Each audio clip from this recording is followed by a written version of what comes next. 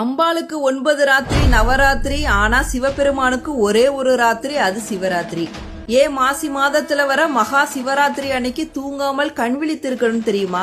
மகா சிவராத்திரி இரவுல நம்ம பூமியில் ஒரு ஈர்ப்பு மேல் நோக்கி ஏற்படுகிறது. அந்த மாதிரியான ஈர்ப்பு ஏற்படும் போது நம்ம முதுகுத்தண்டை நேராக வைத்துக் கொள்ள வேண்டும் அப்படிங்கிறது விஞ்ஞான பூர்வமான ஒரு உண்மை.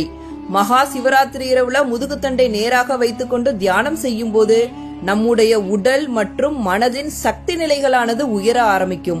நம்முடைய உடலின் சக்தி ஆற்றலை பல மடங்கு பெருக்குவதற்காகத்தான் முதுகுத்தண்டை நேராக வைத்து நிமிர்ந்து உட்கார்ந்து இரவு விழித்திருக்க வேண்டும் அப்படின்னு சொல்லப்பட்டது. மகா சிவராத்திரி அன்னைக்கு பூமியோட சுழற்சி எப்படி இருக்குன்னு தெரியுமா? பூமி சூரியனை மட்டுமல்லாது தன்னை தானே சுற்றி கொள்ளும் பண்பு உடையது. இந்த சுழற்சி மூலம் உண்டாவதுதான் மைய விலக்கு விசை.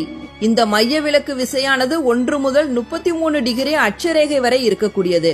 அதில் 11வது டிகிரி தான் மிகவும் செங்குத்தான நிலை. இந்த செங்குத்தான நிலையானது மகா சிவராத்திரி அன்று ஏற்படும். நாமும் இந்த 11 டிகிரியில் இயங்கும் போது, அதாவது நேராக அமர்ந்து கண் விழித்து வாழ்வது நம்முடைய ஆன்ம சக்தியை மேல் நோக்கி உயர்த்துவதற்கு உதவி செய்யும். மகா சிவராத்திரி அன்னைக்கு பூமி, நிலா, சூரியன் இது மூணுமே ஒரே நேர்கோட்டுல இருக்கும்.